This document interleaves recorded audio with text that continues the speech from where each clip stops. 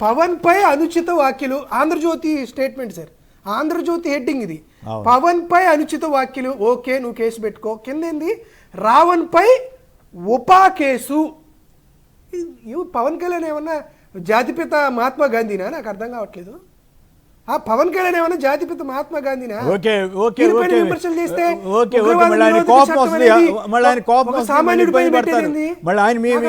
కాదు నాగార్జున కొంచెం జాగ్రత్తగా ఉండండి.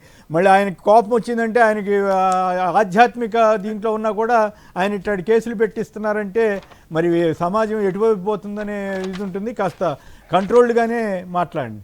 అదే సార్, నేను అదే చెప్తున్నాను సార్. ఇతని పైన ఉపా కేసు పెట్టడానికి ఏంటంటే సుప్రీంకోర్టు గైడ్ లైన్స్ ఉంది. Anti government is not an anti nation. Supreme court ఉంది. కపిల్ సిబాల్ గారు మాట్లాడి సుప్రీంకోర్టు జడ్జిలతో మాట్లాడే వాదన కూడా మీకు వినిపిస్తా, అది కూడా ఉంది. టైం లేదు. ఈయన మీద ఎందుకు ఈ కేసు పెట్టారు? ఉపా కేసు ఎందుకు పెట్టారు? ఈయన పైన పిఠాపురంలో కేసు పెట్టారు, రిమాండ్ రిజెక్టు. సర్పవరంలో కేసు పెట్టారు, రిమాండ్ రిజెక్టు. మచిలీపట్నంలో మరో కేసు పెట్టారు, రిమాండ్ రిజెక్టు. పాయకారావుపేటలో మరో కేసు పెట్టారు, రిమాండ్ రిజెక్టు. రిమాండ్ రిజెక్ట్ చేశారని ఎల్లో మీడియా వాళ్ళు ప్రెస్ మీట్ పెట్టి అసలు పోలీసు వ్యవస్థ ఏం చేస్తుంది? అసలు అరెస్ట్ చేసి రిమాండ్ పెట్టలేనటువంటి సెక్షన్లు పెడతారా? ఏదో ఒకటి చేయాలి కదా అని అంటే గన్నవరం డిఎస్పీ ఏం చేశాడు? ఈ తంటుకోలేని చెప్పేసి ఈయన పైన ఉపా కేసు పెట్టారు. కేసు పెట్టగానే పూర్తయిద్దా? ఎందుకు ఈ కేసు ఉపా చట్టం ఎందుకు తీసుకొచ్చారు? 1962లో చైనాతో యుద్ధం జరిగింది, 1965లో పాకిస్తాన్తో యుద్ధం జరిగింది, 1965లో నక్సల్బరీ ఉద్యమం వచ్చింది. భారతదేశంలో ఒక ఇంటర్నల్ ఇష్యూస్ జరుగుతున్నాయి కాబట్టి అతి పెద్ద ఉగ్రవాదాలకు సంబంధించినటువంటి ఇష్యూస్కు సంబంధించి ఒక నేషనల్ ఇంటిగ్రేటెడ్ కౌన్సిల్ తీర్మానం మేరకు 1962 డిసెంబర్ 30న ఈ చట్టం తీసుకొచ్చారు. ఈ చట్టాన్ని నిరంతరం పర్యవేక్షించడానికి హైదరాబాద్లో ఎన్ఐఏ ప్రాంతీయ కార్యాలయం ఉంది. ఆ ఎన్ఐఏ ప్రాంతీయ కార్యాలయం నుండి రావణ్ నివాసం ఉంటుంది, 10 కిలోమీటర్లు కూడా ఉండదు. అంటే ఎన్ఐఏకి, నేషనల్ ఇంటెలిజెన్స్ ఏజెన్సీకి, ఎన్ఐఏకి తెలియనటువంటి సమాచారం గన్నవరంలో ఉన్నటువంటి డిఎస్పీకి తెలిసి అతను అరెస్ట్ చేశారా? ఏం సార్ ఈ పోలీసు వ్యవస్థ ఎటుపోతుంది? దేని కొరకు ఇందులో? పవన్ కళ్యాణ్ గారికి ఈగో సాటిస్ఫాక్షన్ కోసం ఒక నార్మల్ ఒక ఏమీ తెలియదు అని రావణ్ అనేవాడు మా ఊర్లో ఎవడికి తెలియదు, అసలుకి నాకు తెలియదు అసలు. అతని మీద 7-8 కేసులు పెట్టి అతను ఏదో ఒక పెద్ద నాయకుడిగా చేసి తిప్పి అడి చేసి ఇడి చేశారే. జ్ఞానేశ్వరి దానికోసం ఏదైనా చేయొచ్చు కదా. ఏమని చెప్తారు అతనికి?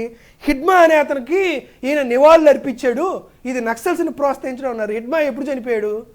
నవంబర్ 18, 2025 చచ్చిపోయాడు. అప్పుడు ఏదో పోస్టు పెట్టాడంట.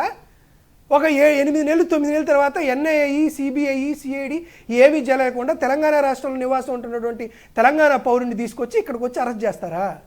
ఇక్కడ రావణ్ మంచోడా చెడ్డోడా, రావణ్ అన్నాడా అనలేదా, రావణ్ చేసినటువంటి ప్రతి దానికి వైఎస్ఆర్ కాంగ్రెస్ పార్టీ మద్దతు ఇస్తుందా అంటే మాకేం సంబంధం ఉంటుంది దాంట్లో? కానీ ఒక మనిషిని కేవీఆర్ అనే జర్నలిస్టులు కానీ లేకపోతే వైఎస్ఆర్ కాంగ్రెస్ పార్టీ సోషల్ మీడియానో లేకపోతే మరొకరినో చట్టాన్ని అతిక్రమించి మరీ అధికారాన్ని దుర్వినియోగం చేస్తూ ఇటువంటి కార్యక్రమాలు చేయడానికి వైఎస్ఆర్ కాంగ్రెస్ పార్టీ వ్యతిరేకమే కానీ ఒక వ్యక్తికి సంబంధించినటువంటి అంశంలో వైఎస్ఆర్ కాంగ్రెస్ పార్టీ మద్దతుగా చూడకూడదు. దాంతోపాటు నక్సల్స్ని ప్రభావితం చేశారని నేను చెప్పారు. నేను ఒక వీడియో చూపిస్తాను సార్, ఆశ్చర్యకరంగా ఒక వీడియో పవన్ కళ్యాణ్ గారిది.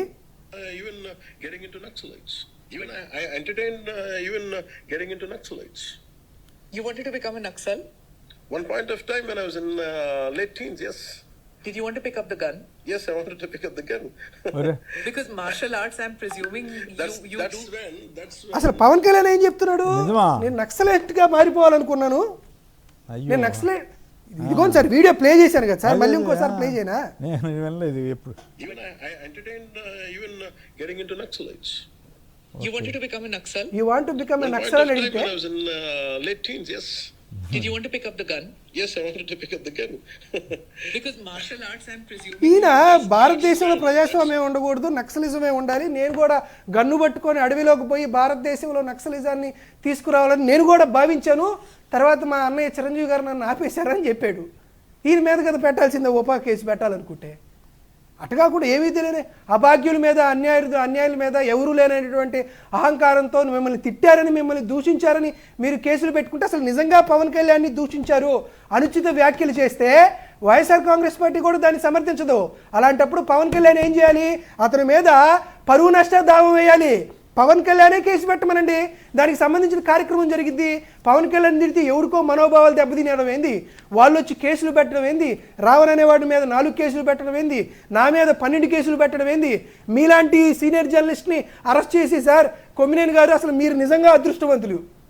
పాపం గన్నవరం డిఎస్పీకి వచ్చినటువంటి ఆలోచన తుళ్ళూరు డిఎస్పీకి వచ్చి ఉండదు, లేకపోతే మీ మీద కూడా ఒకటి పెట్టేవాళ్ళు. ఏముండిది పోతే పోయింది, ఒక సెక్షనే కదా, ఎఫ్ఐఆర్ కట్టడానికి అనుమతి అవసరంలే. కానీ ఛార్జ్ షీట్ వేయాలంటే కేంద్ర ప్రభుత్వం ఒక ఇండిపెండెంట్ ఏజెన్సీ ఇచ్చి ఆ పోలీస్ డైరీని తీసుకొని దాని మీద సాక్ష్యాధారం పరిశీలించి ఆ తర్వాతనే ఫ్రేమ్ చేయాలా. కాబట్టి ఇది ఈ కేసు నిలబడే కేసు కాదు. ఇక మీరు నేను అదృష్టవంతులు. మరి డిఎస్పీకి వచ్చినట్టు ఆలోచన రాష్ట్రంలో మిగతా డిఎస్పీలకి వారికి వస్తే ఇక మా మీద కూడా కేసులు పెడతారు. అటువంటి పరిస్థితి నెలకొనేటువంటి పరిస్థితి ఉండిద్ది. కాబట్టి ఆంధ్రప్రదేశ్ రాష్ట్రంలో ఒక అపరికృత ఎమర్జెన్సీ నడుస్తుంది. ఎవరు మాట్లాడేటువంటి పరిస్థితి లేరు. ఈ ప్రక్రియ కొనసాగుతూనే ఉంటుంది. కాబట్టి మేము తెలుగుదేశం పార్టీకి కానీ చంద్రబాబు నాయుడు గారికి కానీ లేకపోతే పవన్ కళ్యాణ్ గారికి కానీ డూప్లికేట్ సీఎంగా ఉన్నటువంటి నారా లోకేష్ గారు కానీ చెప్పేది ఏంటంటే మీరు ఎన్ని కేసులన్నా పెట్టుకోండి, మీరు ఎన్ని రకాల సెక్షన్లన్నా పెట్టుకోండి, కావాలంటే డూప్లికేట్ అన్న పదం కరెక్ట్ కాదు. షాడో అనో లేకపోతే కీలక ముఖ్యమంత్రి పరోక్షంగా ముఖ్యమంత్రి బాధ్యతలను అట్లా చెప్పండి తప్ప డూప్లికేట్ అంటే మళ్ళీ అది తప్పు పదం వద్దు. ఎందుకంటే ఇవాళ రేపు మనం నేను మనం ఏ ప్రాంతానికి వెళ్ళినా కూడా చాలామంది రాజకీయాలు చర్చిస్తుంటారు. ఫ్రీగా అన్ని పార్టీల వాళ్ళు ఫ్రీగా మాట్లాడేవాళ్ళం. అలాంటిది ఇప్పుడు నేను వద్దురా బాబు రాజకీయాలు వద్దురా బాబు అని చెప్పాల్సిన పరిస్థితికి ఆంధ్రప్రదేశ్ వెళ్ళింది. అది బాధాకరం. తెలంగాణలో ఇంకా పరిస్థితి రాలా. ఆంధ్రప్రదేశ్లో చంద్రబాబు గారి నాయకత్వంలో స్వేచ్ఛగా ప్రజలు మాట్లాడుకునే పరిస్థితి, రాజకీయాల గురించి అన్ని పార్టీల కూర్చుని మాట్లాడుకునే పరిస్థితి లేకుండా చేయడం అనేది అత్యంత దురదృష్టకరం.